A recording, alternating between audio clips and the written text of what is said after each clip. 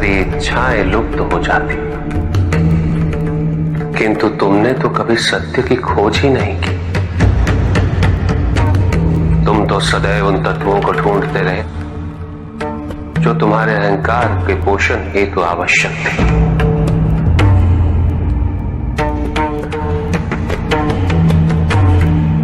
किंतु सत्य तो यही है कि ना कोई तुम्हारा है और ना तुम किसी के।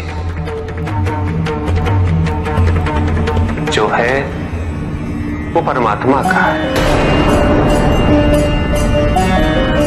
और जो नहीं वो भी परमात्मा का ही है।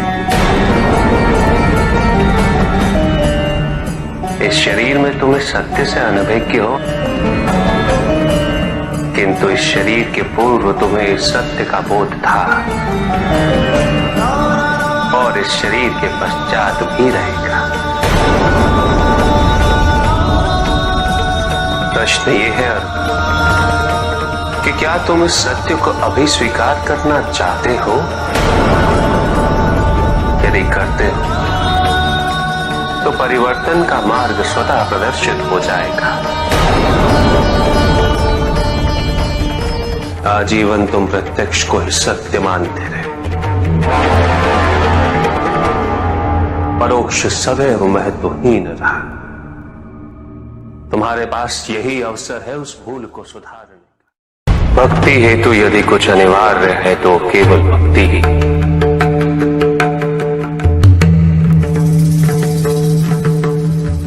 किंतु प्रश्न ये है कि क्या आपकी भक्ति संपूर्ण है? विश्वास और भ्रम के बीच की रेखा अत्यंत महीन होती है।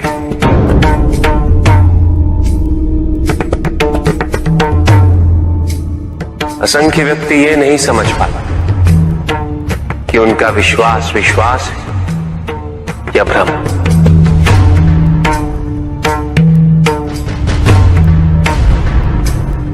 मुझ तक पहुंचने के लिए किसी और की आराधना अनिवार्य नहीं। मेरे सच्चे भक्त तो मुझे किसी भी रूप में पूज सकते, किसी भी रूप में प्राप्त कर सकते। ओम नमः शिवाय। पुरुष और प्रकृति एक है,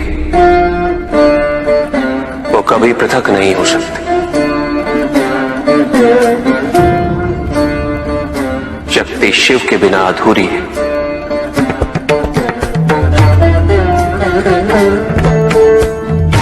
और शिव तो शक्ति के बिना शव के समान है। शिव शक्ति पुरुष प्रकृति का संतुलन सदैव अनर्थकारी सिद्ध होगा।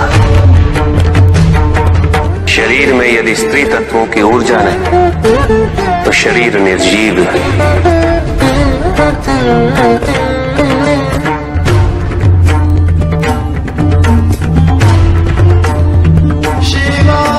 शक्ति और शिव के संपूर्ण रहस्यों को समझ लेना भक्ति, ज्ञान और तपस्या की पराकाष्ठा है।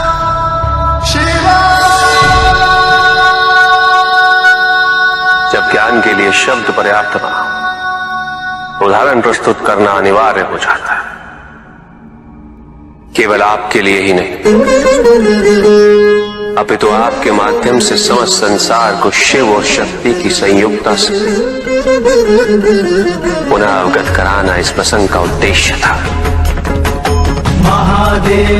जो पूर्ण हुआ। महादेव महादेव।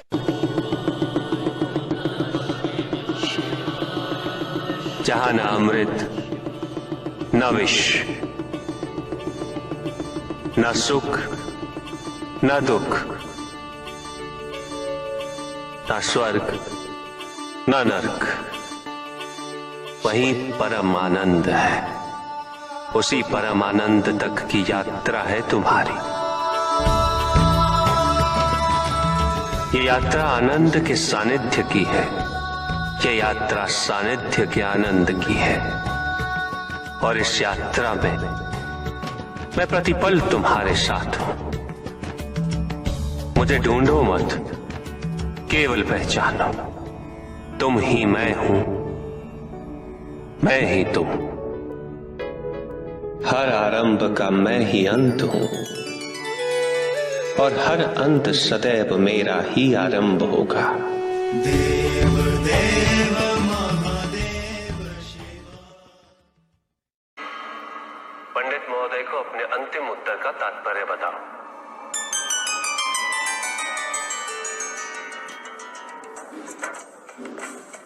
तात्पर्य ये है पंडित जी, इस जगत में 1 गुण, 2 गुण, 3 गुण, 5 गुण, ये सारे आरोपण मानव का मस्तिष्क करता है।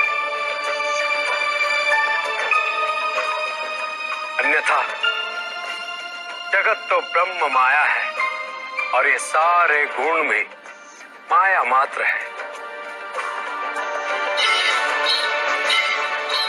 सब कुछ निर्गुण है मेरे महादेव की भांति।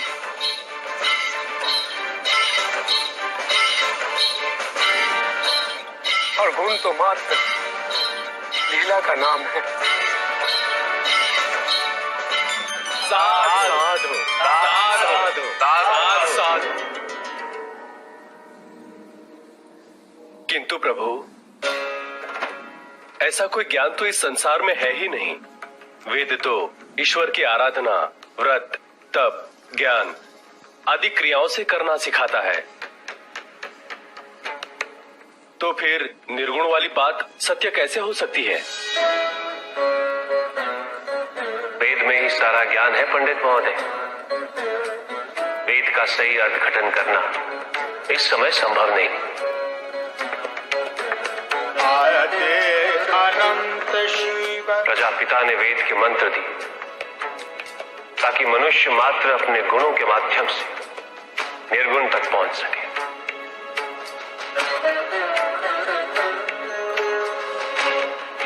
किंतु आप सब गुणों की मीमांसा में ही रुक गए। प्रश्न भी आपका और उत्तर भी आप ही का। व्रत, तप, दान, यज्ञ इत्यादि से ही संसार का निर्वाह होता है। किंतु उसी वेद में ईश्वर प्राप्ति के लिए निर्गुण बनने का मार्ग छिपा हुआ है। उस ज्ञान को आप देख नहीं पाते पंडित महोदय। इसीलिए अपने आप को देवताओं से अधिक ज्ञानी समझते।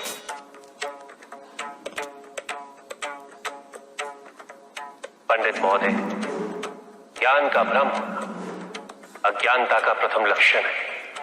इस प्रकार भरे हुए पात्र में कुछ नहीं समाता, उसी प्रकार ज्ञान के अहंकार से भरे मन में अधिक ज्ञान नहीं समाता।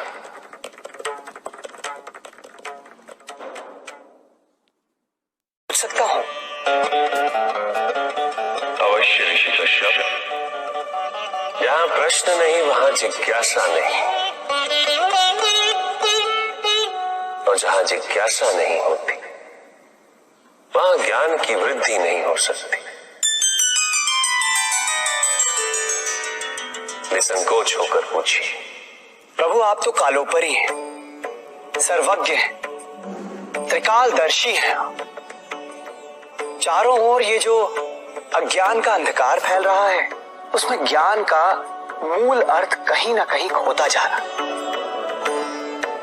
मेरा आपसे विनम्र निवेदन है प्रभु, किसी अन्य विषय पर चर्चा आरंभ करने से पूर्व हमारे और इस समस्त संसार के कल्याण और मार्गदर्शन हेतु आप ज्ञान की मूल परिभाषा से एक बार हमें पुनः अवगत करवाएं। ज्ञान और अज्ञान की परिभाषा को स्पष्ट रूप से समझने के लिए ज्ञान और अज्ञान की विशेषताओं का स्मरण करना आवश्यक है। जिसके कारण स्वार्थ, विनाश, क्रूरता, अशांति और भय में वृद्धि हो, वह ज्ञान है। किंतु जो व्यक्ति को उदार, निर्भीक, सहनशील और विनम्र बनाए, वही ज्ञान है। अज्ञान की शक्तियां दुरुपयोग करने हेतु प्रेरित करती हैं, किंतु जो अपनी शक्तियों और अपने सामर्थ्य के प्रति अपने उत्तरदायित्व को समझाए, जो न केवल अपने अपितु अपने से पहले संसार के उद्धार हेतु प्रोत्साहित करे, वो ज्ञान है। ज्ञान का मूल उद्देश्य ही परोपकार है, सृजन है। दूसरों की भावनाओं को समझना, उनका आदर करना, यही ज्ञान है। क्योंकि ज्ञान हमें न केवल अपने अपितु दूसरों के दुख और सुख के प्रति भी संवेदनशील बनाता है। किंतु जो दूसरों की भावनाओं का अनादर करे, उसे ज्ञान की श्रेणी में कैसे रखा जा सकता है? अज्ञान के कारण व्यक्ति सांसारिकता में बंधता जाता है, वो माया में उलझता जाता है। अज्ञान परम सत्य से दूर ले जाने का माध्यम है, किंतु ज्ञान व्यक्ति को परम सत्य की ओर ले जाता है। ज्ञान मुक्तिदायक है, मोक्ष का मार्ग है, और इस मुक्तिदायक ज्ञान का सर्वोच्च रूप है आत्मज्ञान, और यही ज्ञान की पूर्णता भी है। ज्ञान और अज्ञान का ये अंतर संसार में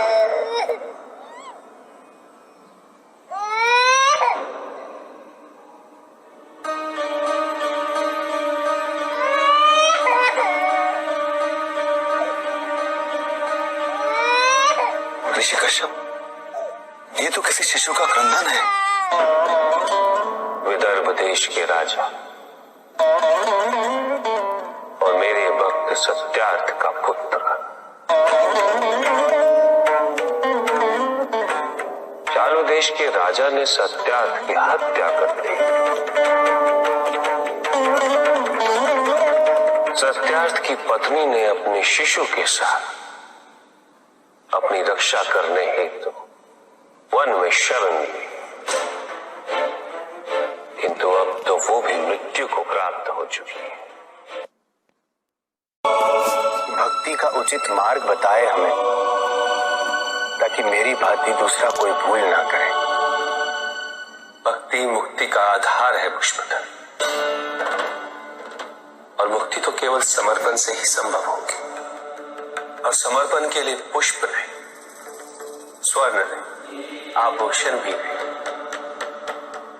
रत्न नहीं, धन नहीं, विधि विधान नहीं, केवल अपने मन को अर्पित करना अनिवार्य है। जानना चाहते हो पुष्पधर कि वो कौन से पुष्प हैं जो मुझे अत्यंत प्रिय है? इंद्रियों का नियंत्रण, दया, शांति, तप, क्षमा, ध्यान और सत्य। और जब कोई मेरे इन पुष्पों से आराधना करे, मैं अवश्य प्रसन्न होता हूं। भक्ति में भव्यता आवश्यक नहीं है पुष्पधर, अभी तो सरलता आवश्यक है।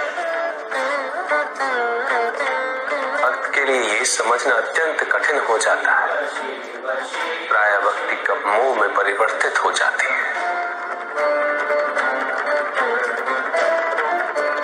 और ऐसे में पथ भ्रमित होना अनिवार्य है।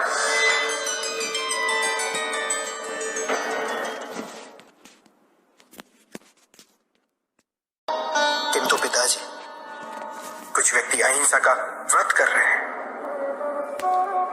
किंतु अधिकांश व्यक्ति तो अस्त्रों शस्त्रों से सुसज्जित होकर घूम रहे हैं।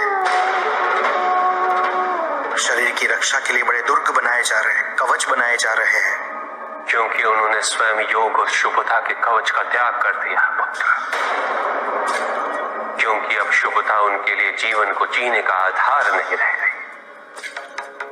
क्योंकि योग तो अब केवल उनके लिए एक कठिन सी साधना है।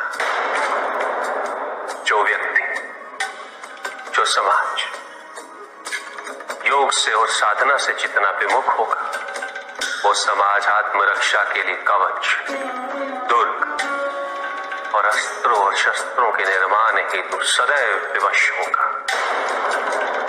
व्यक्ति के अंतर मन से शुभता जितनी ही क्षीण होती जाएगी, योग की अग्नि जितनी कम होती जाएगी, उसके जीवन में अंधकार की अग्नि भी उतनी ही प्रचंड होती जाएगी। समाज में ऐसे अभिमानी और अहंकारी व्यक्तियों की संख्या सदैव बढ़ती रहेगी पुत्र। समाज में उतनी ही तीव्रता से युद्ध और अस्त्रों के अनुनाद की दिशा में अग्रसर होगा। किंतु पिताजी, जो समाज योग शुभता से विमुख होता जा रहा है, उन्हें कैसे लौटाया जाए? प्रयत्न चाहे एकमात्र किसी के भी धरातल पे चले, जब तक सृष्टि के किसी भी अंश, जब तक एक प्राणी भी शुभता और योग के द्वारा इस समाज को संचालित करने के लिए प्रयत्नशील रहेगा, जब तक वो शुभता और योग को केवल शोभा की वस्तु नहीं समझेगा, तब तक सृष्टि में शुभता की पराजय असंभव है पुत्र। तब तक योग, बल और शुभता का समापन नहीं हुआ है। परिस्थितियां कैसी भी विकट हो पुत्र, अहंकार के अंधकार का आवरण चाहे कितना भी घना हो, आध्यात्म योग और शुभता का एक लघु दीपक भी सदैव उस पर विजयी होता रहेगा। मेरा एक कथन सदैव स्मरण रखना पुत्र, मन के हारने से हार है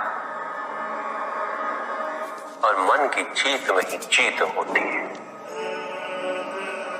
अपने मन से शुभता और योग को तुम कभी भी विस्थापित नहीं होने देना। स्वामी, असुरों को ऐसा क्यों लगता है कि देवताओं के पतन में ही उनका उत्थान है? क्यों वो दोष अपने आचरण में नहीं देख पाते? स्वामी, असुर समाज इस प्रकार कभी भी स्थिरता प्राप्त नहीं कर सकेगा। हाँ पार्वती, किसी का पतन किसी के उत्थान का आधार नहीं बन सकता। उत्थान तो व्यक्तिगत होता, आंतरिक होता। जब किसी समाज में प्रत्येक व्यक्ति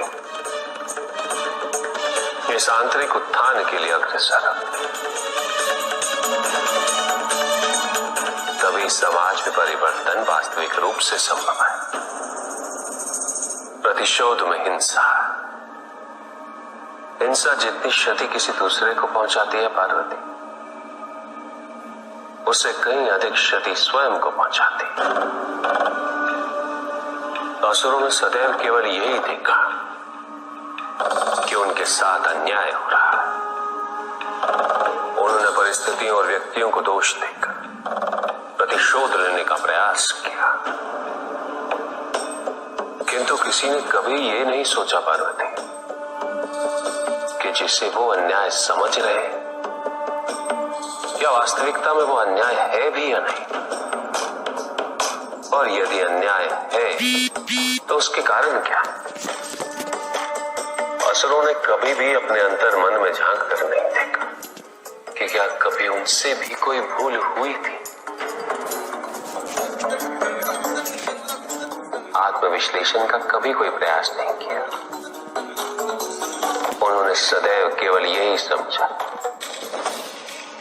कि त्रिदेव ने और देवताओं ने उनके साथ विश्वासघात किया, किंतु उन्होंने अपने द्वारा किए गए विश्वासघात पर कभी विचार नहीं किया।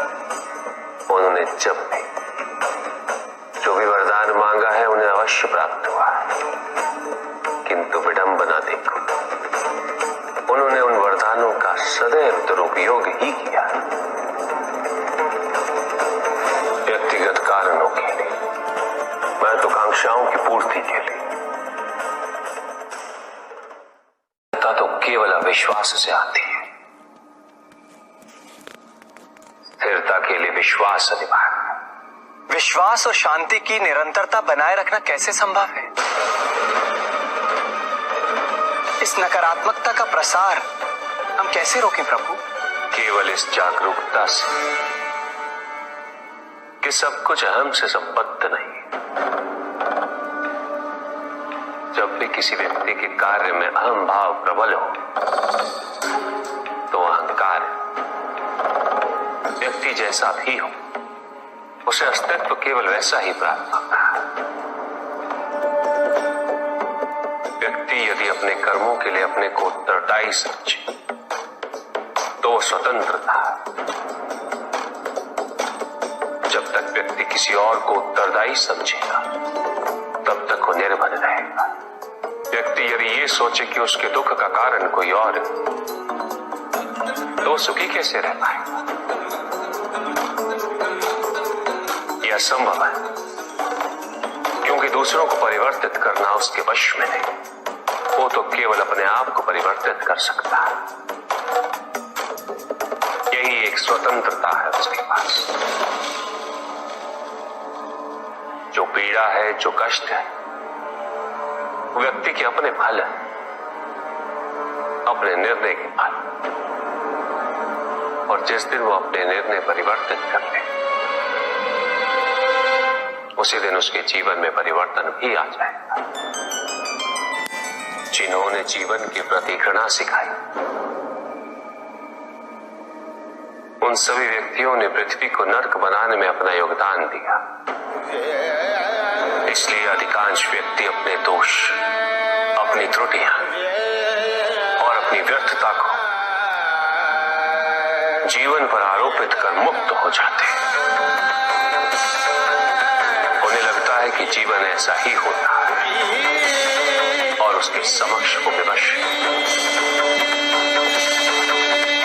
वो ये नहीं समझते कि वो जिन प्रवृत्तियों को लिए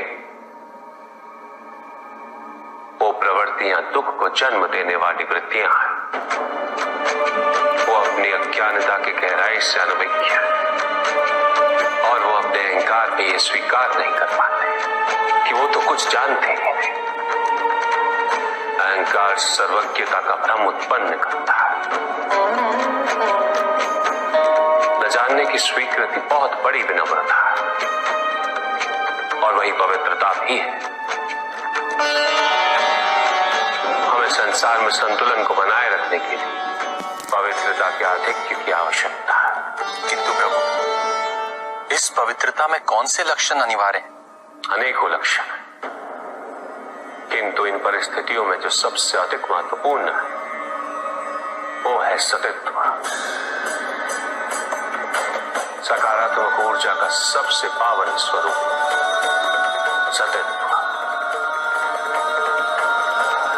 इस सतित्व पर मात्र विश्वास ही पर्याप्त है व्यक्ति को सुरक्षित रखने के लिए।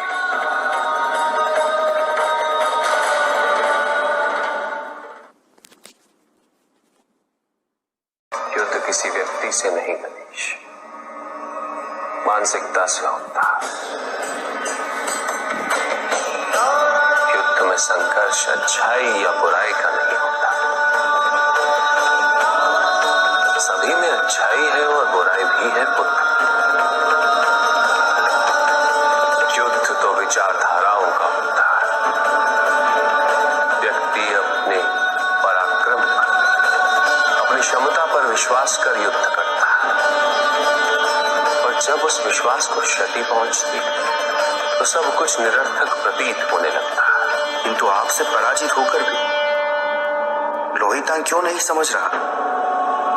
उसे अपनी स्वतंत्र इच्छा का उपयोग कर उचित मार्ग पर चलने का प्रयास करना चाहिए। व्यक्ति अपने को खो दे समझती है व्यक्ति अपने को समर्पित कर दे, छोड़ दे अहंकार को, तो ब्रह्म की इच्छा ही पूर्ण होती है और अभी भी वही फलित हो रही है। ऐसा नहीं है कि हम उससे भिन्न फलित करा लेंगे, लेकिन व्यक्ति भिन्न फलित कराने में लड़ेंगे, टूटे, नष्ट हो। एक नदी में एक बार बाढ़ आ गई पुत्र, दो छोटे से तृण उसमें बह रहे थे और उसमें से एक नदी में तिरछा पड़ गया और वो बाढ़ को रोकने का प्रयास कर रहा था। वो अत्यंत ऊंचे स्वर में कह रहा था कि नदी को आगे नहीं बढ़ने देगा। यद्यपि नदी तो बस बढ़ती ही जा रही थी। वो फिर ऊंचे स्वर में यही कह रहा था कि मैं इसे अवश्य रोकूंगा, यद्यपि रोक नहीं पा रहा था। नदी को तो उसके संघर्ष का कुछ भी पता नहीं चल रहा था, किंतु नदी को उसके होने या ना होने से क्या अंतर था? उस कण के लिए तो यह अत्यंत महत्वपूर्ण था। उसका जीवन तो संकट में था। वो तो बस बहे जा रहा था। वो जहां भी पहुंचता, किंतु उससे पहुंचना तो संघर्ष करके ही था। किंतु ये बीच का क्षण, ये बीच का काल दुख, पीड़ा, द्वंद्वता का काल है। वहीं दूसरी ओर जो दूसरा तृण था, उसने अपने को समर्पित कर दिया। वो तो नदी में सीधा पड़ा हुआ था, नदी के प्रवाह के साथ साथ बहता जा रहा था और उसे ऐसा प्रतीत हो रहा था जैसे कि वो नदी को दिशा दे रहा है, उसे प्रवाहित होने में सहायता कर रहा हो। वो तो ये निश्चय कर बैठा था कि नदी को समुद्र तक पहुंचाकर ही रहेगा, किंतु नदी को उसकी उपस्थिति का भी आभास नहीं था। नदी पर उन दोनों के होने या ना होने का कोई प्रभाव नहीं था। नदी तो बस बहे जा रही थी। ब्रह्म की इच्छा को जाना नहीं जा सकता, किंतु ब्रह्म के साथ एक अवश्य हुआ जा सकता है और तब व्यक्ति की अपनी इच्छा तो खो ही जाती है, केवल उसकी इच्छा ही शेष रह जाती है।